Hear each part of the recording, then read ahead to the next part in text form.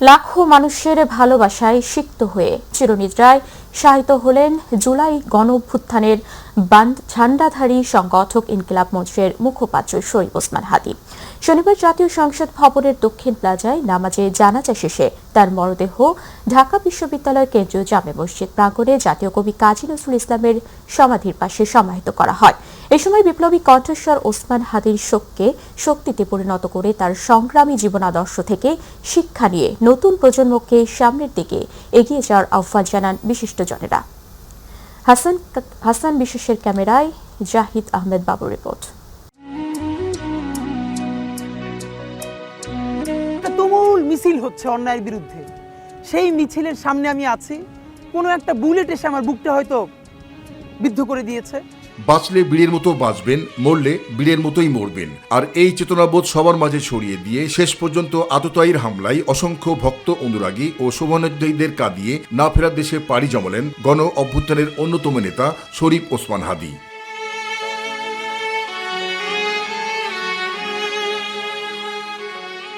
ভাই, আল্লাহ যদি আমাকে নিয়ে যায়, আমার বাচ্চাটার দিকে একটু খেয়াল রাখেন। তো এই কথাটা আমি বলতে পারিনি। শনিবার দুপুরে ওসমান হাদীর মরদেহ জাতীয় সংসদের দক্ষিণ প্লাজায় প্রবেশ করলে মুহূর্তে সংসদ ভবন এলাকার পরিবেশ হয়ে ওঠে ভারী। প্রিয় এই মানুষটিকে শেষবারের মতো এক নজর দেখতে সবাই ছুটে আসেন জাতীয় সংসদ ভবনের দক্ষিণ প্লাজায়। অশ্রুসিক্ত বদনে দেশের লড়াকু কণ্ঠস্বর ওসমান হাদীর নামাজে জানাজায় অংশ নিতে নামে লাখো মানুষের ঢল। এ সময় জানাজায় অংশ নেন অন্তর্বর্তী সরকারের প্রধান উপদেষ্টা ডক্টর মোহাম্মদ ইউনূস সহ বিভিন্ন রাজনৈতিক, সামাজিক, সাংস্কৃতিক সংগঠনের নেতাকর্মীরা। তুমি আমাদেরকে এমন এক মন্ত্র কানে দিয়ে গেছো, সেই মন্ত্র বাংলাদেশের কেউ কোনোদিন ভুলতে পারবে না এবং এই মন্ত্র চিরদিন আমাদের কানে বাঁচিয়ে রাখবে। একদিনে রাষ্ট্রীয় শোক পালনের মধ্য দিয়ে সবাইকে অকুল শোকের সাগরে ভাসিয়ে দিয়ে লড়াকু কণ্ঠস্বর ওসমান হাদী শায়িত হন ঢাকা বিশ্ববিদ্যালয় কেন্দ্রীয় জামে মসজিদ প্রাঙ্গণে দ্রোহের কবি কাজী নজরুল ইসলামের সমাধির পাশে। আমি সেই দিন হব শান্ত। এখানে অসংখ্য শুভানুধ্যায়ী জনতা ওসমান হাদীকে শেষবারের মতো এক নজর দেখতে ছুটে আসলে মুহূর্তেই সবার হৃদয়ে বেজে ওঠে করুণ সুর। এ সময় ইনকিলাব মঞ্চের মুখপাত্র ওসমান হাদীর সংগ্রামী জীবন আদর্শ বুকে ধারণ করে সবাইকে সামনের দিকে এগিয়ে যাওয়ার আহ্বান জানান বিশিষ্টজনেরা। মানুষের মধ্যে যে গভীর ভালোবাসা এবং আবেগ তার মৃত্যুর মধ্য দিয়ে আমরা দেখলাম, সেটি প্রমাণ করে যে আধিপত্যবাদের বিরুদ্ধে, অন্যায়ের বিরুদ্ধে একটি ন্যায়সঙ্গত সমাজ, দেশ প্রতিষ্ঠা করার লক্ষ্যে যে সংগ্রাম, তার প্রতি সারা বাংলাদেশ সবসময়ের জন্যই একাত্ম অনুভব করে। ত্রয়োদশ জাতীয় সংসদ নির্বাচনের তফসিল ঘোষণার পরদিন 12 ডিসেম্বর দুপুরে ঢাকার পুরোনো পল্টনে হাদীকে মাথায় গুলি করে দুর্বৃত্তরা। জাহিদ আহমেদ বাবু, মাই টিভি, ঢাকা। ইনকিলাব মঞ্চের মুখপাত্র শরীফ ওসমান হাদীর জানাজায় অংশ নেন কয়েক লাখ মানুষ। তবে জানাজা শুরুর আগেই জাতীয় সংসদের দক্ষিণ প্লাজা ছাড়িয়ে জনতার ঢল পৌঁছে যায় আশেপাশের এলাকায়। গণ অভ্যুত্থানের অকুত ভয় এই সৈনিককে অশ্রুসিক্ত নয়নে বিদায় জানাতে ঢাকার বাইরে থেকেও আসেন অনেকে। দ্রুত খুনিদের বিচারের দাবি জানিয়েছেন তারা। বিস্তারিত আফজাল হোসেন রিপোর্টে। দুপুর 1টার মধ্যে জাতীয় সংসদের দক্ষিণ প্লাজার দুটি বড় মাঠ মানুষে মানুষে পরিপূর্ণ হয়ে যায়। মানুষের ভিড় মানিক মিয়া এভিনিউয়ের বিশাল রাজপথ ছাপিয়ে ফার্মগেটের খামারবাড়ি ও আসাদ গেট পর্যন্ত চলে যায়। উত্তর দিকে চীন মৈত্রী সম্মেলন কেন্দ্র পর্যন্ত ছিল মানুষ আর মানুষ।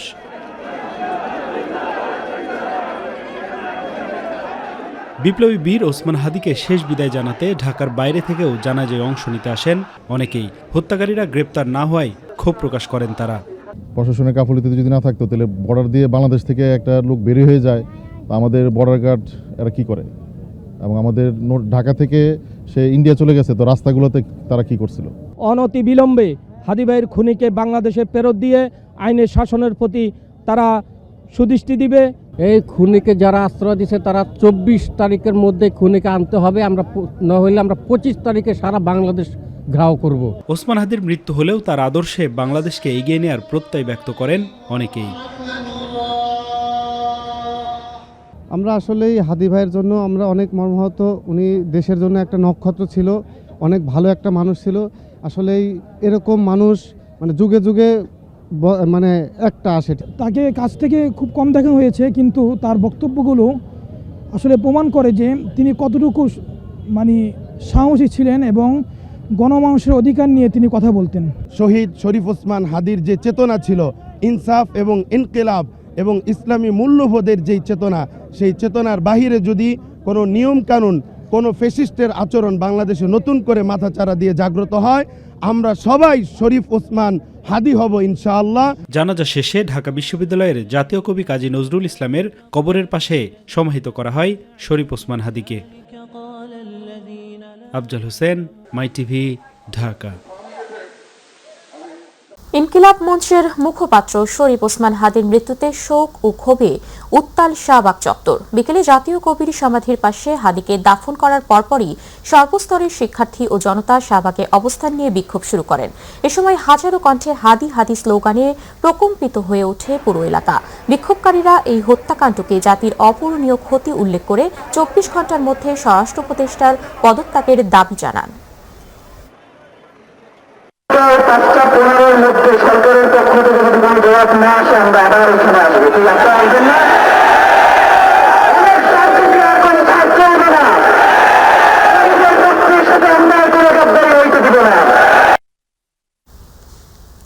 দুর্বৃত্তদের গুলিতে আহত হয়ে সিঙ্গাপুরে চিকিৎসাধীন অবস্থায় মারা যান ইনকিলাব মঞ্চের আহ্বায়ক শরীফ ওসমান হাদি। 6 দিন মৃত্যুর সঙ্গে পাঞ্জা লড়ে গত বৃহস্পতিবার সিঙ্গাপুর জেনারেল হাসপাতালে শেষ নিঃশ্বাস ত্যাগ করেন তিনি। গণ অভ্যুত্থানের অকুতভয় বীর শহীদ শরীফ ওসমান হাদির জীবনের কিছুটা অংশ তুলে ধরছেন আতিকুর রহমান তিতাস। বলবীর বল উন্নত মম শির, শিরে হারিয়া আমারি নত শির ওই শিখরে। শরীফ ওসমান হাদি 1993 সালে ঝালকাঠি জেলার নলছিটি উপজেলার এক সম্ভ্রান্ত মুসলিম পরিবারে জন্মগ্রহণ করেন। তার পিতা একজন মাদ্রাসা শিক্ষক, যার আদর্শ ও নৈতিক শিক্ষা হাদির জীবন গঠনে গভীর প্রভাব ফেলেছে। 3 ভাই ও 3 বোনের মধ্যে তিনি কনিষ্ঠতম। শিক্ষা জীবন শেষ করার পর হাদি জ্ঞান বিতরণের মহান পেশা শিক্ষকতাকে বেছে নেন। কর্মজীবনের শুরুতে তিনি একটি স্বনামধন্য কোচিং সেন্টারে শিক্ষকতা শুরু করেন, যেখানে তিনি শিক্ষার্থীদের মাঝে বেশ জনপ্রিয়তা অর্জন করেন। এরপর তিনি একটি বেসরকারি বিশ্ববিদ্যালয়ে শিক্ষক হিসেবে যোগ দেন। শরীফ ওসমান হাদি এক সন্তানের জনক। পরিবার, শিক্ষকতা ও জ্ঞান চর্চা ঘিরেই বর্তমানে তার প্রাত্যহিক জীবন আবর্তিত হতো। আল্লাহ যদি আমাকে নিয়ে যায়, আমার বাচ্চাটার দিকে একটু খেয়াল রাখেন। 2024-এর জুলাই গণ অভ্যুত্থানের পর শরীফ ওসমান হাদির হাত ধরে গড়ে ওঠে সাংস্কৃতিক ও রাজনৈতিক প্ল্যাটফর্ম ইনকিলাব মঞ্চ। সংগঠনটির ঘোষিত লক্ষ্য হিসেবে উল্লেখ করা হয় সব ধরনের আধিপত্যবাদের বিরুদ্ধে অবস্থান, স্বাধীনতা ও সার্বভৌমত্ব রক্ষা এবং ইনসাফ ভিত্তিক রাষ্ট্র নির্মাণ। গত নভেম্বর মাসে নিজের ফেসবুক পেজে দিয়ে এক পোস্টে হাদি জানান, দেশি বিদেশি অন্তত 30টি ফোন নম্বর থেকে তাকে ফোন ও মেসেজ দিয়ে হত্যার হুমকি দেওয়া হয়েছে। জীবননাশের আশঙ্কা সত্ত্বেও তিনি ইনসাফের লড়াই থেকে পিছিয়ে যাবেন না বলেও মন্তব্য করেন। গত শুক্রবার রাজধানীর পুরানা পল্টন এলাকায় চলন্ত মোটরসাইকেল থেকে দুর্বৃত্তরা রিকশায় থাকা ওসমান হাদিকে গুলি করে। আশঙ্কাজনক অবস্থায় হাদিকে প্রথমে ঢাকা মেডিকেল কলেজ হাসপাতাল ও ওই রাতেই সেখান থেকে এভারকেয়ার হাসপাতালে নেওয়া হয়। এরপর গত সোমবার উন্নত চিকিৎসার জন্য সিঙ্গাপুরে নেওয়া হয় তাকে। 6 দিন মৃত্যুর সঙ্গে লড়াই করে বৃহস্পতিবার সিঙ্গাপুর জেনারেল হাসপাতালে শেষ নিঃশ্বাস ত্যাগ করেন অকুতভয় বীর সৈনিক ওসমান হাদি। সবাই যখন মৃত্যুটাকে ভীষণ ভয় পায়, আমি তখন হাসতে হাসতে আল্লাহর কাছে ভীষণ সন্তুষ্টি নিয়ে পৌঁছতে চাই। আমি চিরবিদ্রোহী বীর, বিশ্ব ছাড়ায় উঠিয়াছি একা, চির উন্নতশীল। আতিকুর রহমান তিতাস, মাই টিভি। ইনকিলাব মঞ্চের মুখপাত্র শরীফ ওসমান বিন হাদির মৃত্যুর ঘটনায় রাষ্ট্রীয় শোকের সাথে তারাও তার জন্মভূমি ঝালকাঠির নলসিটিতে দুপুর 2টা থেকে সন্ধ্যা 6টা পর্যন্ত সকল ব্যবসায়ী প্রতিষ্ঠান বন্ধ রাখা হয়। উপজেলা শহরের ব্যবসায়ীরা স্বেচ্ছায় দোকানপাট বন্ধ রেখে শোক পালন করেন। এই সময় ব্যবসায়ীরা নীরবতা পালন সহ মরহুমের আত্মার মাগফিরাত কামনা করেন এবং শোক সন্তপ্ত পরিবারের প্রতি গভীর সমবেদনা জানান। এলাকাবাসী জানান, ওসমান হাদি ছিলেন একজন জনপ্রিয় ব্যক্তি ও জুলাই যোদ্ধা। তার মৃত্যুতে নলসিটির সর্বস্তরের মানুষের মাঝে শোক ও বেদনা বিরাজ করছে। ইনকিলাব মঞ্চের মুখপাত্র শহীদ শরীফ ওসমান হাদির জানাজায় অংশ নিতে লন্ডন সফর সংক্ষিপ্ত করে দেশে ফিরছেন জামায়াতে আমির ডক্টর শফিকুর রহমান। সকালে ঢাকার হযরত শাহজালাল আন্তর্জাতিক বিমানবন্দরে পৌঁছান তিনি। এরপর সেখান থেকে জাতীয় হৃদরোগ ইনস্টিটিউটের হিমাগারে রাখা শহীদ হাদির মরদেহ দেখতে যান। এ সময় ডক্টর শফিকুর রহমান শহীদ ওসমান হাদির বড় দুই ভাইয়ের সঙ্গে কথা বলেন এবং তাদের সান্ত্বনা দেন। পরে সবাইকে নিয়ে মাগফিরাত কামনা এবং দোয়া করেন জামাত আমির। এছাড়াও জামাত আমিরের সঙ্গে উপস্থিত ছিলেন সংগঠনের সেক্রেটারি জেনারেল মিয়া গোলাম পারওয়ার সহ অন্যান্য নেতৃবৃন্দ। দেশে ফিরতে ট্রাভেল পাস হাতে পেয়েছেন বিএনপির ভারপ্রাপ্ত চেয়ারম্যান তারেক রহমান। শুক্রবার তারেক রহমানের মেয়ে জায়মা রহমান ফেসবুকে এক পোস্টে এই তথ্য জানান। গত মঙ্গলবার যুক্তরাজ্য বিএনপি আয়োজিত এক আলোচনা সভায় তারেক রহমান নিজেই জানিয়েছেন তিনি 25 ডিসেম্বর দেশে ফিরছেন। জায়মা রহমানকে সঙ্গে নিয়ে লন্ডন থেকে সিলেট হয়ে ঢাকায় ফিরবেন তারেক রহমান। 25 ডিসেম্বর বেলা 11টার পর তারেক রহমানকে বহনকারী বিমানটি ঢাকায় অবতরণ করার কথা রয়েছে। এদিকে ঢাকায় 15 দিন অবস্থানের পর লন্ডনের উদ্দেশ্যে যাত্রা করেছেন বিএনপির ভারপ্রাপ্ত চেয়ারম্যান তারেক রহমানের স্ত্রী ডক্টর জুবাইদা রহমান। হযরত শাহজালাল আন্তর্জাতিক বিমানবন্দর থেকে সকাল 8:45টায় বাংলাদেশ বিমানের একটি ফ্লাইটে ঢাকা ছাড়েন তিনি। শরীফ ওসমান হাদি হত্যাকাণ্ডের সঙ্গে স্বৈরাচারের দোসর ও নির্বাচন পেছানোর ষড়যন্ত্রকারীরা জড়িত থাকতে পারে বলে মন্তব্য করেছেন বিএনপির স্থায়ী কমিটির সদস্য সালাউদ্দিন আহমদ। তিনি বলেন, নৈরাজ্য করে নির্বাচন পেছানোর কোনো সুযোগ নেই। আর স্থায়ী কমিটির আরেক সদস্য মির্জা আব্বাস বলেন, বিএনপির সহযোগিতা না নিয়ে সরকার অপশক্তির সাথে হাত মিলিয়ে দেশ ধ্বংসের ষড়যন্ত্রে লিপ্ত। আলাদা অনুষ্ঠানে তারা এসব কথা বলেন। আফজাল হোসেনের রিপোর্ট। আসন্ন জাতীয় সংসদ নির্বাচন সামনে রেখে বিএনপি মনোনীত প্রার্থীদের সঙ্গে আজ মতবিনিময় সভা হয়েছে। তৃতীয় দিনে 72 জন মনোনীত প্রার্থীর সঙ্গে মতবিনিময় সভা করে দলটি। কার্যক্রমে উদ্বোধন শেষে দলের স্থায়ী কমিটির সদস্য সালাউদ্দিন আহমেদ বলেন, নৈরাজ্য করে নির্বাচন পেছানোর কোনো সুযোগ নেই। বিএনপির ভারপ্রাপ্ত চেয়ারম্যান তারেক রহমানের ফেরার দিনে সব ষড়যন্ত্র বিফল করার কঠিন বার্তা দেয়া হবে। নির্বাচনকে বানচাল করার জন্য পারতপক্ষে পিছানোর জন্য যে সমস্ত অপকৌশল গ্রহণ করেছে ফেসিবাদী শক্তি, পতিত ফেসিস্ট শক্তি, তার সাথে হয়তো তাদের এদেশীয় দোসররা এবং এর বাইরেও যারা নির্বাচন বানচাল করতে চায় তারা জড়িত থাকতে পারে। তবে কোনো রকমের অপকৌশল এবং কোনো রকমের এরকম হত্যাকাণ্ড ঘটিয়ে যদি কেউ মনে করে যে দেশে নৈরাজ্য সৃষ্টির মাধ্যমে নির্বাচন বানচাল করতে পারবে, তাদের সেই ধারণা ভুল। এদিকে রাজধানীর গোপীবাগে তারেক রহমানের স্বদেশ প্রত্যাবর্তন বিষয়ক ঢাকা মহানগর দক্ষিণ বিএনপি আয়োজিত প্রস্তুতি সভায় বিএনপির স্থায়ী কমিটির সদস্য মির্জা আব্বাস বলেন, দলটির সহযোগিতা না নিয়ে সরকার অপশক্তির সাথে হাত মিলিয়ে দেশ ধ্বংসের ষড়যন্ত্রে লিপ্ত রয়েছে। আমরা যখন এই সরকার প্রধানের সঙ্গে দেখা করতে গিয়েছি, বারবার বলেছি আমরা সহযোগিতার হাত প্রসারিত করেছি, কিন্তু আপনারা সেই সহযোগিতার হাত গ্রহণ করেন নাই। আপনারা দেশ বিরোধী চক্রের সঙ্গে, তাদের সঙ্গে থেকে দেশকে ধ্বংস করার নির্লক্ষ্যে লিপ্ত আছেন বলে আমি মনে করছি। এত ঘটনা ঘটছে, কোথায় কোথায় গ্রেফতার, কোথায় শান্ত করার প্রক্রিয়া, কোথায় আইন প্রক্রিয়া সংস্থা, কাউকে কোথাও মাঠে দেখা যাচ্ছে না। উপরন্ত বিএনপির উপর দোষারোপ করা হচ্ছে। বিএনপি হত্যার রাজনীতিতে বিশ্বাস করে না উল্লেখ করে তিনি বলেন, বাংলাদেশে অশান্তি সৃষ্টি করে বিএনপির ওপর দোষারোপ করা হচ্ছে। আফজাল হোসেন, মাই টিভি, ঢাকা। সরকারের একটি অংশ হাদির হত্যাকাণ্ডকে সমর্থন করেছে বলে মন্তব্য করেছেন গণ অধিকারের সভাপতি নুরুল হক নূর। রাজধানীর আল রাজি কমপ্লেক্সে দলীয় কার্যালয়ের সামনে জুলাই যোদ্ধা এবং ইনকিলাব মঞ্চের মুখপাত্র শরীফ ওসমান হাদির হত্যাকাণ্ডের প্রতিবাদে সভা ও র্যালিতে তিনি এই মন্তব্য করেন। সভা শেষে দলের কার্যালয় থেকে পল্টন মোড় প্রদক্ষিণ করে দলটি। র্যালিতে আরও উপস্থিত ছিলেন সাধারণ সম্পাদক রাশেদ খান, সিনিয়র সহসভাপতি ফারুক হাসান সহ যুব শ্রমিক সহ বিভিন্ন অঙ্গ সংগঠনের নেতারা। সভায় বক্তারা বলেন, ভারতীয় আধিপত্যের বিরুদ্ধে সোচ্চার থাকায় মূলত জুলাই যোদ্ধা হাদিকে হত্যা করা হয়েছে। হত্যার উদ্দেশ্যে পিটিয়ে রক্তাক্ত করা হয়েছিল। অন্তর্বর্তীকালীন সরকার সেই হামলাকারীদেরকে বিচারের কাঠগড়ায় দাঁড় করাতেন, তাহলে আজকে আমাদের ভাই এই বিপ্লবী ওসমান হাদিকে মৃত্যুর করে ঢলে পড়তে হতো না। ওসমান হাদি ভারতীয় আগ্রাসনের বিরুদ্ধে প্রতিবাদ করেছেন, আওয়ামী ফ্যাসিবাদের বিরুদ্ধে প্রতিবাদ করেছেন। এই দুই আগ্রাসন মিলে ওসমান হাদিকে হত্যা করেছে। এই সরকারে যারা আছেন তারা তাদের বন্ধু বান্ধব সিন্ডিকেটকে ক্ষমতায়িত করেছেন, বিভিন্ন প্রতিষ্ঠানের দায়িত্ব দিয়েছেন, সুযোগ সুবিধা দিয়েছেন, আর আমাদের মতো বিপ্লবীদেরকে লড়াকু তরুণদেরকে মৃত্যুর মুখে ঠেলে দিয়েছেন। দক্ষিণ সুদানের আবেই সীমান্তে সন্ত্রাসী হামলায় শহীদ হওয়া বাংলাদেশ সেনাবাহিনীর 6 জন শান্তিরক্ষীর মরদেহ অবশেষে দেশের মাটিতে এসে পৌঁছেছে। সকালে শহীদ এই বীর সেনাদের মরদেহ বহনকারী এমিরেটস এয়ারলাইন্সের একটি বিশেষ ফ্লাইট ঢাকার হযরত শাহজালাল আন্তর্জাতিক বিমানবন্দরে অবতরণ করে। রোববার ঢাকা সেনানিবাস কেন্দ্রীয় মসজিদে অনুষ্ঠিত হবে তাদের নামাজে জানাজা। আইএসপিআর থেকে পাঠানো এক সংবাদ বিজ্ঞপ্তিতে এই তথ্য জানানো হয়। এরপর তাদের নিজ নিজ ঠিকানায় হেলিকপ্টারে করে পাঠিয়ে যথাযথ সামরিক মর্যাদায় দাফন কার্যক্রম সম্পন্ন করা হবে। শুক্রবার বাংলাদেশ সময় সন্ধ্যা 7টায় উগান্ডার এন্টার বিমানবন্দর থেকে শহীদ শান্তিরক্ষীদের মরদেহ নিয়ে বিমানটি ঢাকার উদ্দেশ্যে যাত্রা শুরু করেছিল। গত 13 ডিসেম্বর জাতিসংঘ শান্তিরক্ষা মিশনের ঘাঁটিতে এক অতর্কিত ও নৃশংস সন্ত্রাসী হামলায় এই 6 সেনা সদস্য প্রাণ হারান। আহত হন আরও 8 জন সেনা সদস্য। দূর সুদানের মাটিতে শান্তি রক্ষা করতে গিয়ে ভয়াবহ ড্রোন হামলায় গুরুতর আহত হয়েছেন বাংলাদেশের নারী শান্তিরক্ষী চুমকি আক্তার। মৃত্যুর আশঙ্কায় এখন পরিবারের হৃদয় বিদারক বাস্তবতা। মানিকগঞ্জের গ্রামের বাড়িতে তার মা আর বোনের কান্না যেন ছিল না। তার সুস্থতায় দেশবাসীর কাছে দোয়া চেয়েছেন পরিবার। প্রতিনিধি আজিজুল হাকিমের তথ্যচিত্রে জানাচ্ছেন জুবের রহমান। কৃষক সামাদ মিয়া ও গৃহিণী জহুরা বেগমের 4 মেয়ের মধ্যে সেনা সৈনিক চুমকি সবার ছোট।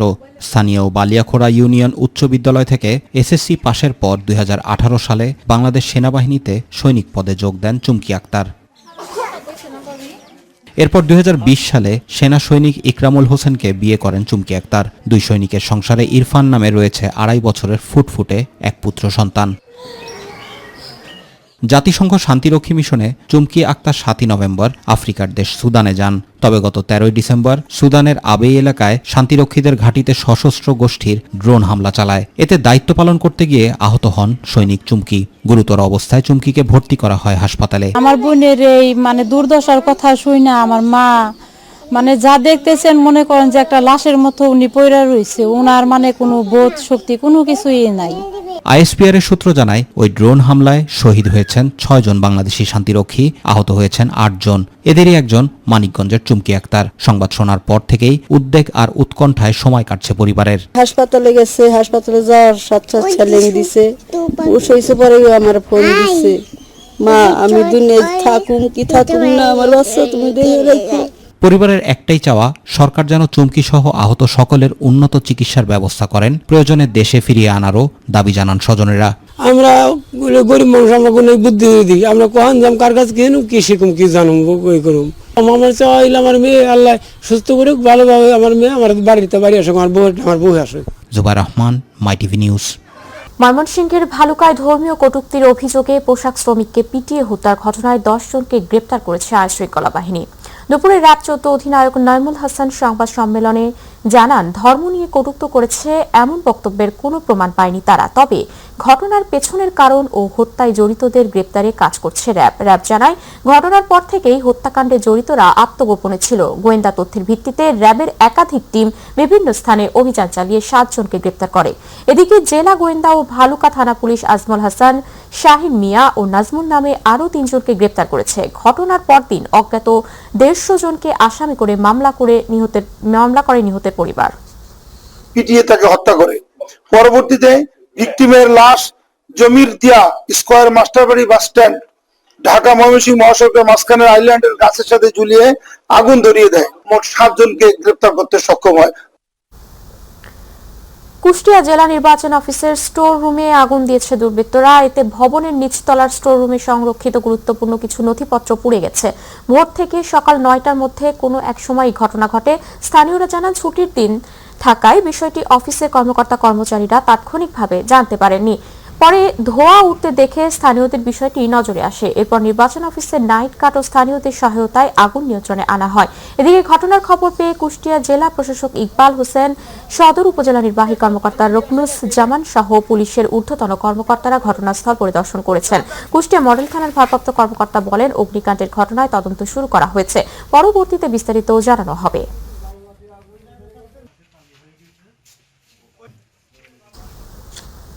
মহান মুক্তিযুদ্ধের সর্বাধিনায়ক কিলো ফ্লাইটের কমান্ডার এবং বাংলাদেশ বিমান বাহিনীর সাবেক প্রধান এয়ার ভাইস মার্শাল অবসরপ্রাপ্ত AK খন্দকার বীর উত্তম আর নেই। ইন্না লিল্লাহি ওয়া ইন্না ইলাইহি রাজিউন। বার্ধক্যজনিত কারণে সকাল 10:35 তিনি ইন্তেকাল করেন।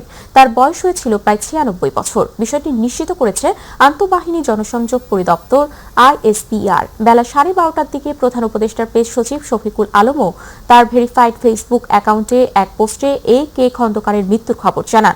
পোস্টে তিনি লেখেন, আব্দুল করিম খন্দকার মুক্তিবাহিনীর উপপ্রধান হিসেবে নেতৃত্বের এক অনন্য দৃষ্টান্ত স্থাপন করেছিলেন। যুদ্ধের পর তিনি বাংলাদেশ বিমান বাহিনী গঠনে গুরুত্বপূর্ণ ভূমিকা রাখেন এবং জনজীবনে নানা দায়িত্ব পালন করেন।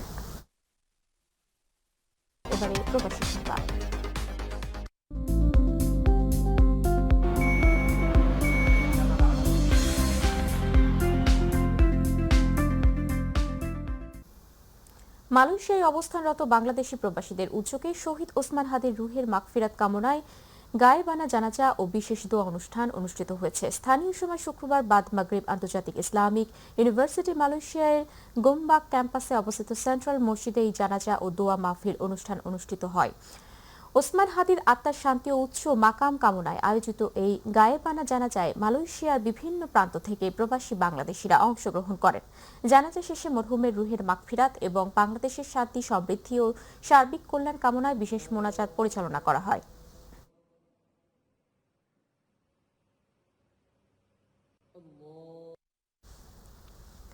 বাহরাইনে বিএনপি আহ্বায়ক কমিটির উদ্যোগে মহান বিজয় দিবস উদযাপন, প্রবাসীদের পোস্টাল ভোটার নিবন্ধন সংক্রান্ত প্রশিক্ষণ এবং বেগম খালেদা জিয়ার রোগ মুক্তি কামনায় আলোচনা সভা ও দোয়া মাহফিল অনুষ্ঠান অনুষ্ঠিত হয়েছে। অনুষ্ঠান যৌথভাবে সঞ্চালনা করেন কমিটির যুগ্ম আহ্বায়ক আখতারুজ্জামান সরকার এবং Jahangir Alam.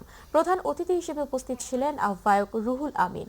Guest of honour ছিলেন সিনিয়র যুগ্ম আহ্বায়ক আবুল বাশার। বিশেষ অতিথি হিসেবে উপস্থিত ছিলেন সিরাজুল ইসলাম চুন্নু, কামাল উদ্দিন, মহসিন চৌধুরী, মোহাম্মদ শোকারনু, ফিরোজ আলম কিরণ, মাসুদ আলম, শাহ আলম সওদাগর, মনির হোসেন বেপারী, আলাউদ্দিন গাজী, সুলতান হাওলাদার, খালেক শেখ এবং আব্দুল মালেক, রফিকুল ইসলাম আকুন।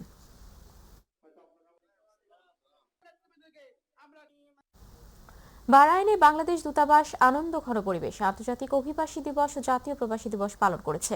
এই উপলক্ষে বাহরাইনের বিভিন্ন সরকারি দপ্তর ও জাতিসংঘের সংস্থার সহযোগিতায় একটি সচেতনতামূলক অনুষ্ঠানের আয়োজন করা হয়। অনুষ্ঠানে IOM এর বাহরাইনের চিফ অব মিশন মিসেস আইশাক ইহমা শরীফ, বাহরাইনের শ্রম বাজার নিয়ন্ত্রক কর্তৃপক্ষ এর প্রতিনিধি, পররাষ্ট্র মন্ত্রণালয়ের জাতিসংঘ অধিদপ্তরের প্রধান সহ প্রবাসী বাংলাদেশি ও দূতাবাসের কর্মকর্তারা উপস্থিত ছিলেন। অনুষ্ঠানটি সঞ্চালনা করেন দূতাবাসের শ্রম সচিব মোহাম্মদ মাহফুজুর রহমান। স্বাগত বক্তব্যে রাষ্ট্রদূত মোহাম্মদ রইস হাসান সারওয়ার NDC প্রবাসী বাংলাদেশিদের অধিকার ও কল্যাণে দূতাবাসের বিভিন্ন উদ্যোগের কথা তুলে ধরেন। অনুষ্ঠানে IOMF এর চিফ অফ মিশন অভিবাসী বান্ধব কার্যক্রমে বাংলাদেশের ইতিবাচক ভূমিকার প্রশংসা করেন।